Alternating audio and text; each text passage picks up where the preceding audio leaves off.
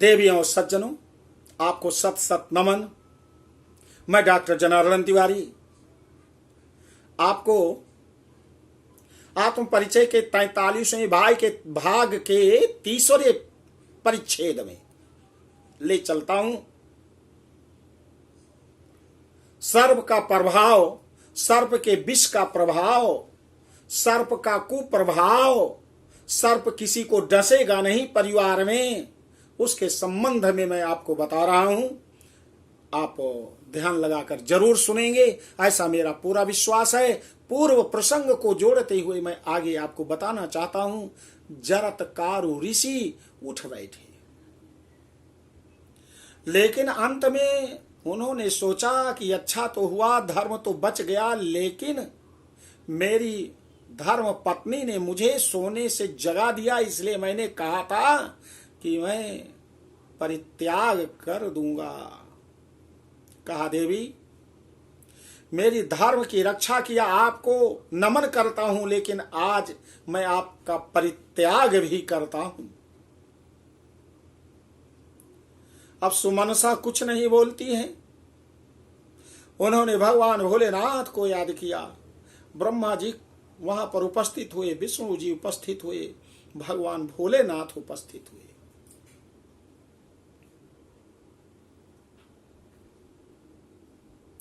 कश्यप ऋषि भी वहां उपस्थित हैं। जरत्कारु ने कहा कि मैंने जो प्रण किया है उसको जो है जरूर पूरा करूंगा। प्रभु महादेव भगवान भोलेनाथ, आप बताइए, किया गया प्रण, पूर्व की गई बात की मर्यादा जरूर रखना चाहिए।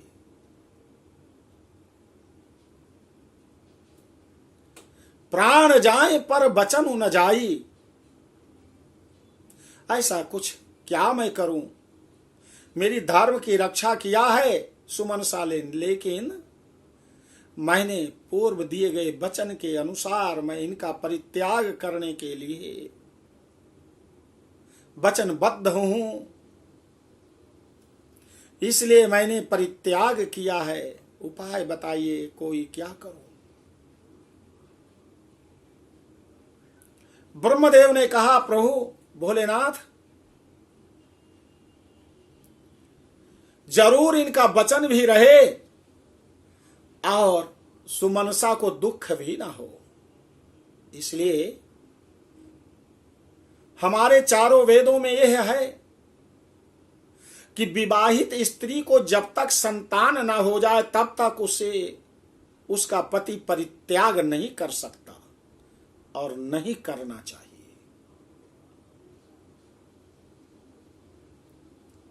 सभी देवताओं ने ब्रह्मदेव को कहा, साधु साधु साधु। भगवान भोलेनाथ ने कहा, ब्रह्मदेव बहुत अच्छा, जरत्कारु मेरे भक्त शिष्य, आपको उपाय मिल गया। आप तब तक परित्याग नहीं कर सकते हो जब तक सुमनसा को कोई पुत्र ना हो जाए। कहा, ठीक है प्रभु।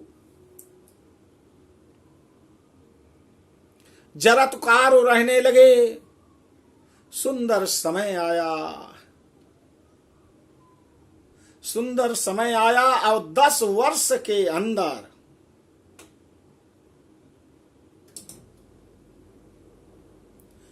एक सुंदर पुत्र रत्न की प्राप्ति हुई और देवताओं ने फूलों की वर्षा किया। जरत्कारु के आश्रम में बड़ा आनंद उत्सव हुआ। समस्त देवता उपस्थित हो गए। देव ऋषि नारद से जरत्कारु ने कहा कि मेरे पुत्र का नाम रखिए। कहा, आपके पुत्र का नाम होगा आस्तिक। बोलो आस्तिक महाराज की जय। अब कहा, सुमनसा तुम अपने पुत्र आस्तिक को लेकर के तुम जाओ, अपने मायके चली जाओ।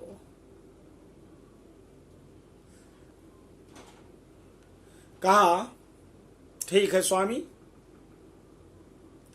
कश्यप ऋषि के आश्रम में सुमनसा अपने पुत्र को लेकर के चली जाती हैं। जरत्कार भगवान भोलेनाथ की तपस्या के लिए कैलाश पर्वत पर चले गए। इधर द्वापर का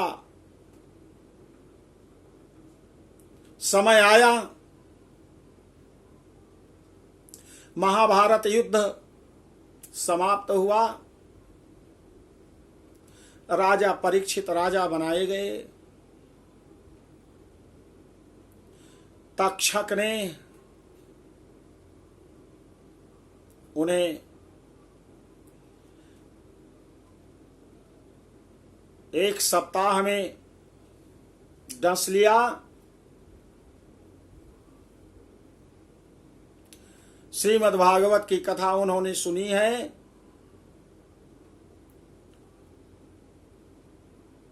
राजा परीक्षित के पुत्र जन्मेजय हैं।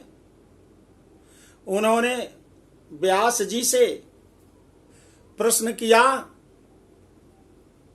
व्यास जी महाराज, हमारे पिता जैसे श्रोता, आपके पुत्र जैसे कथावाचक, और गरुड़ पुराण में कहा गया कि जिसको सर्प काटेगा उसकी अकाल मौत होती है, तो तक्षक ने मेरे पिता को डस लिया, तो क्या उनकी मोक्ष हुई है, अकाल मौत हुई है? इसका उत्तर दीजिए।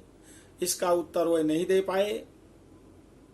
और अंत में जन्मेजय ने निश्चय कर लिया कि संपूर्ण ब्रह्मांड में जितने भी सर्प हैं किसी को नहीं रहने दूंगा, किसी को नहीं रहने दूंगा।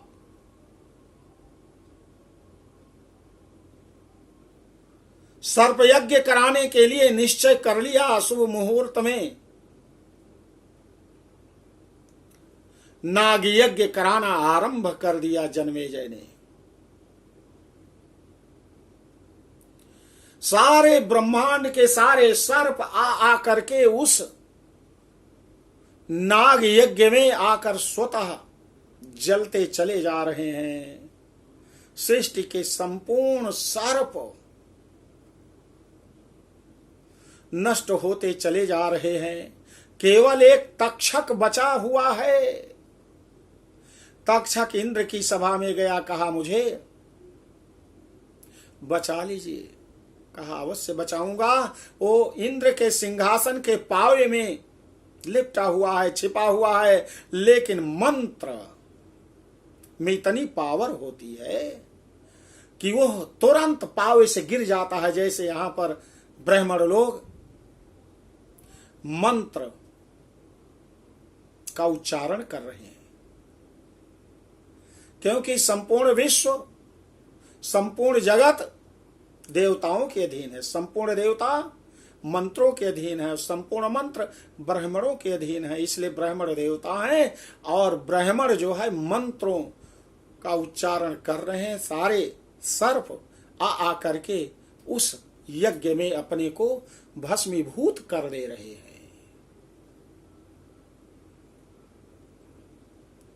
अब तक्षक वहां से किसी तरह से खींचते हुए मंत्रों की शक्ति से यज्ञ के पास आता है।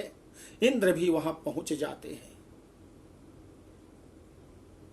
उसी समय नारायण ने विष्णु भगवान स्वयं शंकर और ब्रह्मा के साथ आते हैं। वास्तिक से कहा, पुत्र जाओ, तुम्हारे अंदर ही शक्ति है कि तुम जन्मेजय को रोक सकते हो। आस्तिक भगवान इतने सुंदर हैं, कहते हैं कि सर्प जीवन में वो रूपधारी सर्प होते हैं, चाहे तो मनुष्य का सुंदर रूप धारण कर लें, जैसा भी। तो ऐसे आस्तिक भगवान जो है सुंदर स्वरूप में उपस्थित होते हैं। और कहा, रुक जाओ राजन, रुक जाओ। राजा ने, जन्मेजय ने आस्तिक भगवान को देखा और देखते रह गए। कहते हैं हिप्नोटिज्म के ओरिजिनेटर आस्तिक भगवान है। आस्तिक के ऊपर उस सर्पों की मड़ियों से ऐसी चमक रही कि देखते ही रह गए। कहा राजन, इस संसार में सर्पों की भी जरूरत है, बीज रूप में रहने दो। कहा अवश्य रहने दूंगा। उन्हीं के वशीभूत हो गए आस्तिक भगवान के जन्मेजय। लेकिन मुझे आप भी कुछ दीजिए। कहा क्या आप चाहते हैं? कहा मैं यह चाहता हूं कि पृथ्वी पर जो तुम्हारा नाम ले, आस्तिकाय नमो नमः, और सरसों सर्प सह, इस सरसों को तुम्हारा नाम ले करके यदि कहीं बिखेर दिया जाए तो वहां सांप ना आए। कायोमस्तु, अभिमंत्रित करके सरसों को पूरे आसपास में तो वहां सर्प ना आए। कहा ठीक है। कहा दूसरा यह दो कि पृथ्वी पर जो मनुष्य हैं तुम्हारी इस कथा का श्रवण करें तो उनके घर में विष का प्रभाव ना पड़े। 3 प्रकार का विष है।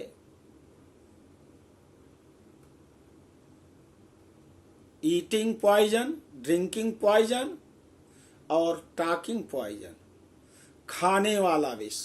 कोई किसी को विष खिला भी दे तो विष से मृत्यु ना हो। पीने वाला विष, मदिरा आदि, उससे मृत्यु ना हो।